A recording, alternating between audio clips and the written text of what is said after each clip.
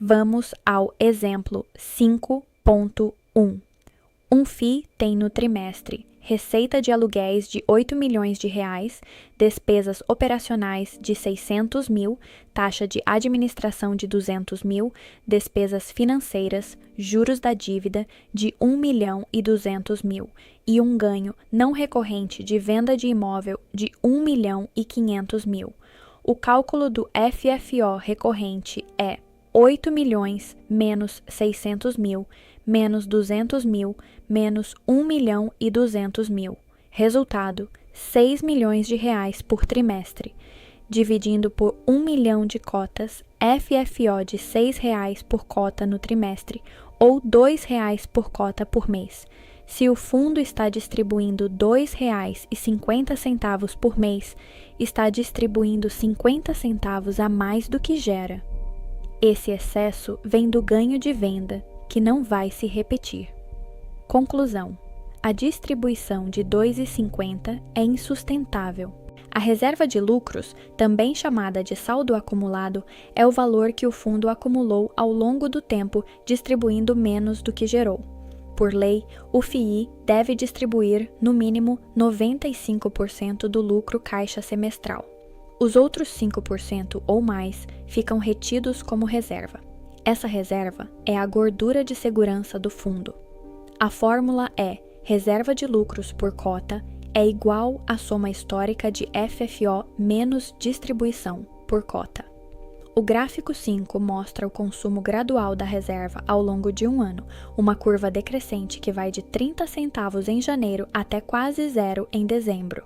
No exemplo 6.1, um fundo distribui 90 centavos por cota por mês e tem reserva de R$ 1,80. Duraria apenas 2 meses. Outro fundo com reserva de R$ 9,00 tem 10 meses de colchão. Reserva sendo consumida mês a mês é sinal amarelo. Reserva zerada enquanto a distribuição se mantém é sinal vermelho. O PVP, ou preço sobre valor patrimonial, é o indicador de valuation mais conhecido dos FIIs. Ele compara o preço de mercado da cota com o valor patrimonial contábil. A fórmula é PVP igual ao preço de mercado da cota dividido pelo valor patrimonial por cota. E o VP, valor patrimonial por cota, é calculado como valor total dos ativos menos os passivos, dividido pelo número de cotas emitidas. Se o PVP está abaixo de 1, a cota é negociada com desconto sobre o patrimônio. Pode ser uma barganha ou uma armadilha. Se o PVP é igual a 1, a cota está precificada exatamente pelo valor contábil. Se o PVP está acima de 1, a cota negocia com prêmio. O mercado espera que os imóveis valem mais que o registrado ou que a gestão irá gerar valor adicional. Atenção! PVP baixo não é sinônimo de barato. Se o fundo tem imóveis sobrevalorizados nos laudos, vacância oculta, ou contratos próximos do vencimento que serão reajustados para baixo, o desconto pode ser apenas o mercado antecipando uma queda do patrimônio. O gráfico 6 mostra 6 fundos com PVPs diferentes, de 0,75 a 1,25. Fundos verdes estão descontados e podem ser oportunidades. Fundos amarelos estão neutros. Fundos vermelhos negociam com prêmio. No exemplo 7.1, fundo A com PVP de 0,90 parece mais barato, mas tem vacância de 20% e contratos vencendo em 2026. Fundo B com PVP de 1,10 tem vacância de 3% e contratos atípicos até 2034. O prêmio do fundo B é justificado pela qualidade. Nem sempre o mais barato é o melhor. O IFIX é o principal benchmark do mercado de FIIs brasileiro. Calculado pela B3, reúne os fundos mais negociados ponderados por capitalização. Comparar o desempenho de um FII com o IFIX é como comparar uma ação com o Ibovespa. O IFIX tem base de 1.000 pontos em 30 de dezembro de 2010 e em 2025 ultrapassou os 3.200 pontos. O retorno total incorpora tanto a valorização das cotas quanto os dividendos pagos. O gráfico 7 mostra o desempenho ao longo de 12 meses. O fundo verde está consistentemente acima do IFIX, gestão gerando valor. O fundo laranja está abaixo, a gestão não está entregando. A interpretação é clara. FII acima do IFIX por múltiplos períodos indica gestão competente. FII abaixo do IFIX de forma consistente é sinal de gestão fraca ou segmento em dificuldade estrutural. Todo FII cobra taxas. Entendê-las é fundamental, porque reduzem diretamente o retorno do cotista. A taxa de administração remunera o administrador e o gestor. É cobrada sobre o patrimônio líquido anualmente, descontada mês a mês. A fórmula da taxa mensal é taxa anual dividida por 12 multiplicada pela base de cálculo. Nas faixas, até 0,8% ao ano é muito baixa. De 0,8 a 1,2 é normal, de 1,2 a 2% é alta, acima de 2% é muito alta. Já a taxa de performance é cobrada sobre o excedente em relação a um benchmark. A fórmula é 20% multiplicado pela rentabilidade do fundo menos a rentabilidade do benchmark, multiplicado pelo patrimônio. O gestor só ganha taxa de performance se o cotista ganhar mais que o benchmark. Isso alinha os interesses. Liquidez é a facilidade de comprar ou vender cotas sem impactar o preço. É uma das grandes vantagens dos FIIs frente ao imóvel físico, mas varia muito entre os fundos. As principais métricas são o volume médio diário negociado, ou ADTV, o número de negócios por dia, o float, que é o percentual de cotas em circulação, o spread bid-ask e o índice de negociabilidade, o IN, que é o critério da B3 para inclusão no IFIX. A fórmula do IN é raiz quadrada de N dividido por N, multiplicado por V, dividido por V, onde N e V são os negócios e volume do ativo, e N e V são os totais do mercado. O gráfico 8 mostra a evolução crescente do volume diário negociado em um FII ao longo de 60 pregões, uma curva suavemente ascendente que indica maturidade e crescimento do fundo. Vacância é o percentual da capacidade do fundo, que não está gerando receita por falta de ocupação. Alta vacância significa área ociosa e receita perdida. Existem duas medidas distintas. A primeira é a vacância física, mede o percentual da área em metros quadrados que está desocupada. A fórmula é área desocupada dividida pela área total do portfólio, multiplicada por 100. No exemplo 11.1, um FII logístico tem 100 mil metros quadrados de área bruta locável, 15 mil estão vazios. Vacância física é igual a 15 mil dividido por 100 mil multiplicado por 100, resultado 15%. É a métrica mais simples e mais divulgada pelos fundos, mas ela sozinha não conta toda a história, e é aí que entra a vacância financeira. A vacância financeira mede o percentual da receita potencial perdida pela vacância. Ela é geralmente mais relevante que a física, porque diferentes áreas têm aluguéis diferentes. A fórmula é receita perdida por vacância dividida pela receita potencial total multiplicada por 100. No exemplo 11.2, o mesmo fundo do exemplo anterior tem receita potencial de 5 milhões por mês, mas os 15 mil metros quadrados vagos ficam na região mais cara, com aluguel de R$ 70 por metro. Receita perdida. 15 mil vezes 70 é igual a R$ 1.500.000. Vacância financeira, 1.500.000 dividido por 5 milhões multiplicado por 100. Resultado, 21%. Perceba, vacância física de 15%, mais vacância financeira de 21%. A real dor está na receita. O gráfico 9 mostra essa divergência ao longo do tempo. A tabela de benchmarks de vacância nos diz o que é normal e o que é preocupante em cada segmento. Para a logística, vacância normal abaixo de 5%, preocupante acima de 10%.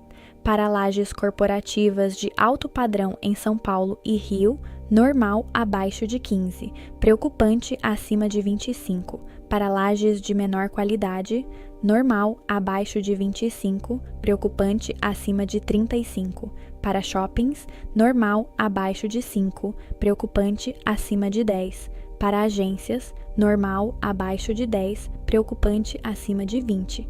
Para hospitais e escolas, normal abaixo de 3, preocupante acima de 8%. Importante: vacância isolada diz pouco. Veja sempre a tendência ao longo do tempo e compare com o mercado regional. Um fundo com vacância caindo enquanto o mercado sobe é sinal de boa gestão. Inadimplência é o percentual dos aluguéis contratados que não estão sendo pagos no prazo. Diferente da vacância, onde o imóvel está vazio, aqui o imóvel está ocupado, mas o inquilino não paga. A fórmula é aluguéis em atraso dividido pelo total de aluguéis contratados multiplicado por 100. Os níveis de atenção são: até 1% é normal, de 1 a 3% exige atenção, de 3 a 5% é alerta, acima de 5% é situação crítica. Ao avaliar a inadimplência, vá além do número absoluto e responda: a inadimplência está concentrada em um único inquilino ou distribuída?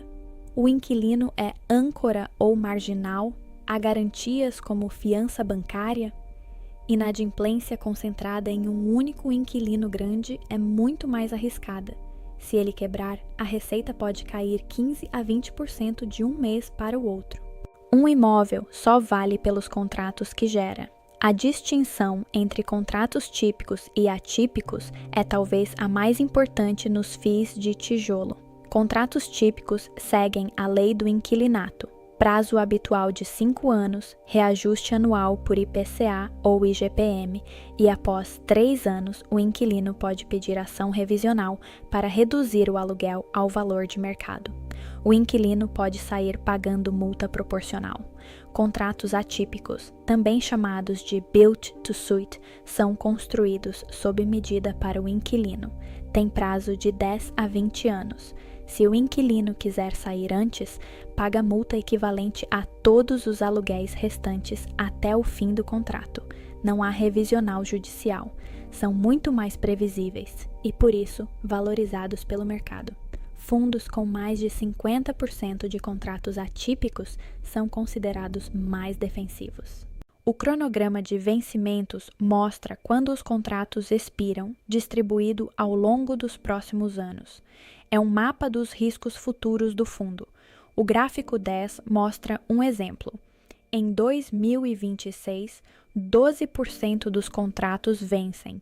Em 2027, 18%. Em 2028, 25%, acima da linha de atenção de 20%.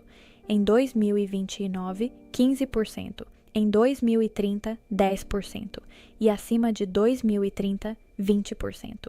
Regra geral: contratos vencendo nos próximos 12 meses representam risco imediato de renegociação. Concentração em um único ano é indesejável. O WALT, Weighted Average Unexpired Lease Term, é o prazo médio ponderado de vencimento dos contratos. A fórmula é somatório de receita do contrato vezes prazo restante, dividido pela receita total. No exemplo 13.1, o WAULT calculado é de 4 anos e 8 meses aproximadamente. Todo FII de tijolo vive dos aluguéis. Analisar o perfil, a diversificação e a solidez financeira dos inquilinos é parte indispensável da avaliação. A fórmula de concentração é simples: receita paga pelo inquilino X, dividida pela receita total do fundo, multiplicada por 100. O gráfico 11 mostra a distribuição típica. Inquilino A com 32%, acima do limite de concentração de 20%. Inquilino B com 18%, inquilino C com 12% e os demais com porcentagens menores. Os níveis de risco: abaixo de 10% é baixo risco, de 10 a 20% é moderado, de 20 a 35% é alto. Exige acompanhamento prioritário do inquilino. Acima de 35% é crítico, mas pode ser aceitável em modelos monoinquilino. Concentração alta não é sempre ruim. Um contrato atípico de NAIS de 10 anos com a Vale ou Petrobras é diferente de um contrato com uma empresa pequena. Ao analisar os principais inquilinos, investigue 5 pontos. Primeiro, porte e capitalização. Empresas listadas em bolsa com rating de crédito são mais seguras. Segundo, histórico de pagamento no fundo. Já esteve em atraso? Terceiro, setor de atuação. Saúde e educação são mais defensivos que varejo e construção. Quarto, última demonstração financeira pública, endividamento, geração de caixa. Quinto, eventos recentes, fusões, recuperação judicial, mudanças de CEO. Pergunta-chave: se o maior inquilino saísse amanhã e ninguém ocupasse por 12 meses, qual seria o impacto no dividend yield? Se a resposta é mais de 30%, a concentração é alta demais. Sobre o período de carência, quando um inquilino novo chega, especialmente em imóveis BTS, costuma-se conceder período em que o aluguel é reduzido ou zerado. Fundos com muitos inquilinos em carência podem ter DI pari distorcido. O DI pari atual não reflete o DI sustentável após o fim das carências. Nos últimos anos, muitos FIIs passaram a emitir dívida, via CRI ou debêntures, para financiar aquisições. É a alavancagem. Usada com cuidado, amplifica a rentabilidade. Usada em excesso, pode destruir valor. As principais métricas são o LTV, Loan to Value, calculado como dívida total dividida pelo valor dos ativos, e a alavancagem sobre patrimônio líquido, igual à dívida total dividida pelo PL. Nas faixas do LTV, 0% significa fundo sem dívida, máxima segurança. Até 15% é conservador. De 15% a 30% é moderado. De 30% a 40% é alto e exige atenção. Acima de 40% é crítico, mais comum em fundos de desenvolvimento. A pergunta mais importante: o cap rate dos ativos é maior que o custo da dívida? O spread é cap rate dos ativos menos o custo médio da dívida. Spread positivo, a alavancagem gera valor. Spread negativo, a dívida está destruindo o valor. O gráfico 12 mostra um plano de amortização típico. As barras azuis representam o saldo devedor caindo de 100 milhões de reais em 2026 a zero em 2035, enquanto a linha laranja mostra os juros anuais também caindo ao longo do tempo. Existem 4 tipos de dívida: bullet, nada paga até o vencimento, alto risco de refinanciamento, amortização mensal ou trimestral, reduz o saldo ao longo do tempo, menos risco, indexada a IPCA mais taxa fixa, saldo cresce com inflação, e indexada a CDI, acompanha a taxa básica. O exemplo 15.1 é revelador. Um FII com ativos gerando cap rate de 8% e dívida de 150 milhões a 17% ao ano, CDI mais 2 com Selic a 15, tem retorno sobre patrimônio líquido de apenas 4,1% ao ano. Com a Selic em patamares elevados como em 2025 e 2026, muitos FIIs alavancados enfrentam compressão severa de margens. Chegamos à parte 3, gestão e estratégia. Você já domina os principais indicadores quantitativos. Agora vamos avaliar o lado qualitativo, a qualidade de quem toma as decisões dentro do fundo, como o portfólio está estruturado e em que fase do ciclo imobiliário estamos. Esses elementos são tão importantes quanto qualquer fórmula.